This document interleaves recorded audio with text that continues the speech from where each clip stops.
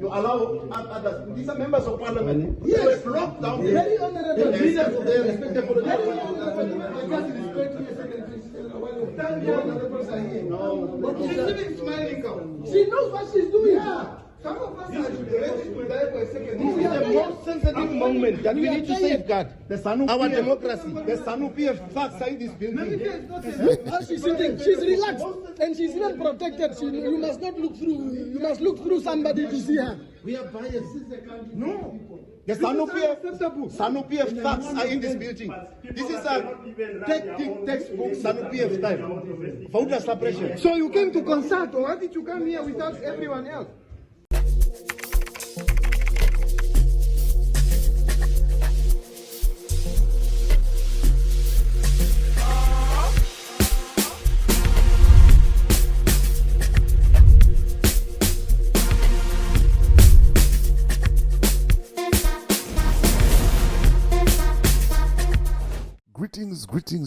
Greetings, and more greetings to you, good people. My name is DJ Holly, and welcome to 0.5 Creative Studios. Chitubu cha content, chitubu chisingapo, chitubu chinonwa nemunhu wese, chitubu chakavhenekwa chikaongororwa nana mazvikokota kunzi aiwaka. Chitubu ichi chine content iri healthy, content iri clean, content yakachena, yakakodzera kunge chikonsumwa nemunhu akaita kunge iwewe. Ndosaka uri panapa muzuva ranhasi. So if it's your first time here, dzvanya subscribe button and the notification bell so that you don't miss out on any exciting content uploaded. Asi kana unge wagara uri mugari wepanapa, dangokutenda nekuita sei nekurumidza kubhadhara rent. Thank you very much for supporting 0.5 Creative Studios. Right, hanzi Zanu PF yoita mukurumbira, yonetsa kupfuura opposition party yekunamibia. Pakaipa sezvamuri kuziva kuti Namibia yainga ine ma-elections mazuva apfuura aya. Masemu matambudziko atakasangana nawo muno muZimbabwe ndo ari kusanganikwa nawo kuNamibia. Hanzi ballot paper rakapera, hanzi vanhu vakanonoka kuvhota, vakazowedzerwa futi mamwe ma-hours ekunzi vavhote. Same textbook rakashandiswa pakuriga ma-elections emuZimbabwe ndo zviripo izvozvezvo. Ende maZanu PF officials vari kuonekwa for the past weeks and mazuva iyayaya. Ezvino ndakubatira rimwe video achitaura kunzi Zanu PF thugs are in the building. Vari kudei? Apo muri kunyepa kuti mayouth ari kuita nyonga ari kukonzeresa, but isusu nesva mukono tiri kuiziva iZanu PF. Ndo paunonzwa paya Sophia achitaura kuti hanzi Zanu PF is a cancer in the southern region, kuti hanzi Zanu PF is a bully. Mawadi vakaipa pari kupisa. Sezvamunoziva kuti handifambe nenyaya isina evidence, ndinofamba nenyaya ine umbo. Dati ndikuratidzei the video muzvionera mega, motaura kuti munofungei nemabasa ari kuitwa aya nditika. But ndisandapinda muvideo iri zvizere ndikutaura kuti kana une bhisimusi raunaro rauda kushambadzirwa, ndibate namba dzangu ndo dziri paskrini idzo. Kana une nyaya yaunayo yauda kuti ndifambire, ndibate futi pasame namba idzodzo. Handitika toita sei tofambira nyaya dzacho.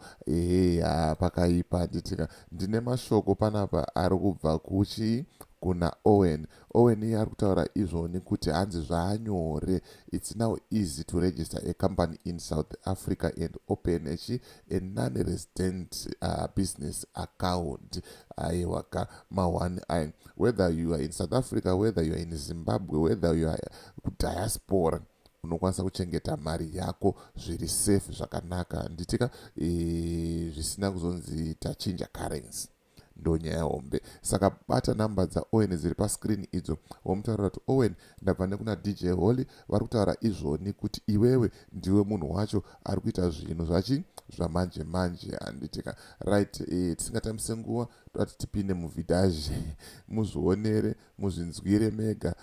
Musazoti ini ndinotaura nyaya dzekunyeba. Ndowanzofarira kuita nyaya dzine umbo dzekuti munozvionera mega kuitira ramangwana.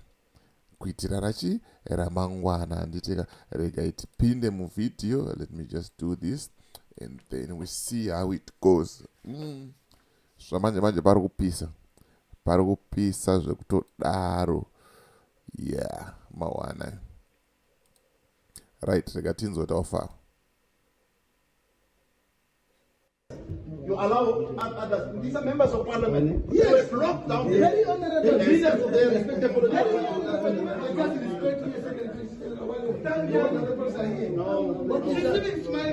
She knows what she's doing. Yeah. Some of us are ready to die for a second. This is the most sensitive moment that we need to safeguard. The Zanu Our PF democracy. The Zanu PF thugs are in this building. How she's sitting, she's relaxed, and she's even protected. You must not look through. You must look through somebody to see her. We are biased. No. The Zanu PF thugs are in this building. This is a textbook Zanu PF style. Voter suppression. So you came to consult, or why did you come here without everyone else? No one is. So you are a better shareholder. At the end of the day, they are saying the youth are the ones that are causing anarchy. No, we have been watching this nonsense. That's what he wants to say. For a long time. Our time is done. We are done. No. We are here for a meeting. We have been waiting for a meeting. So who are you seriously? Whether they want Namibians Who or are not, you? we are not begging for this. The respect is gone. Don't provoke peace and stability that we are hearing. Man, call Shama, man. That we are hearing. Don't provoke 12 o'clock. Yeah, where is Shama? Why are they hiding? Where is Shama? Why are they hiding? For the past 15 days, they have been Get the bloody phone and throw it on the dustbin. Why do you give me a right to report us? Fuck. Yes, yes. Can they open the boardroom and wait Shama? And we will not wait no less. No, they must respect us. That's not fair enough. We will not report them. We will not report them like that. We will not report them like that. We cannot be We have been taken for granted. We started with the police intimidation. Yes, we can. Why are we begging to have a meeting? Let's go. Okay. No, the police cannot Okay. Progressive. No, you're not telling us. You're telling us. Right, mazvinzwira mega, mazvionera mega zvikanzi Zanu PF thugs are in the building.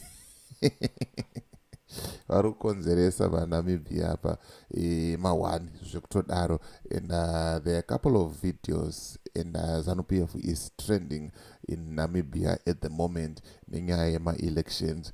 Handizozivo zvangu kuti vari kumbonyatsoitei ikoko vanhu ivavo, but zvinenge zvingori pachena kuti mutactic wekuti sei wekuda kubatsirawo SWAPO kuti ite sei irambe iri mupower, revolutionary parties. Aiwaka vari kupisa zvamanje manje.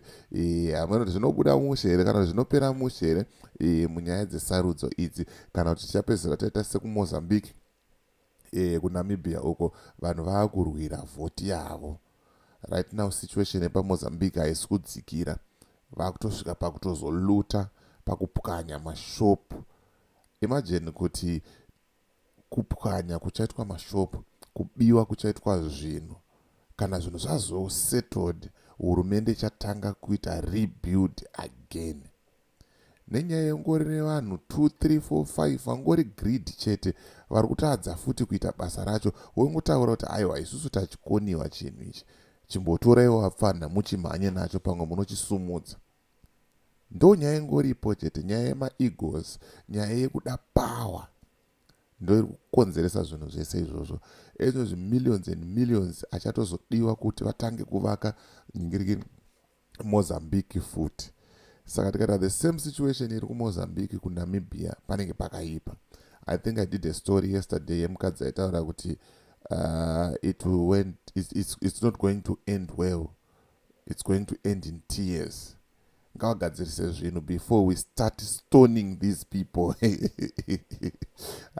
Mawani vakaipa pari kupisa. Ndichana machikokupai ma-updates, and kana usati subscribe, make sure you subscribe and hit the notification bell so that you don't miss out on any exciting content. As for me, DJ Holly, and the rest of the group behind the scenes, truth is bye for now. Ngatisangane muvideo rinotera.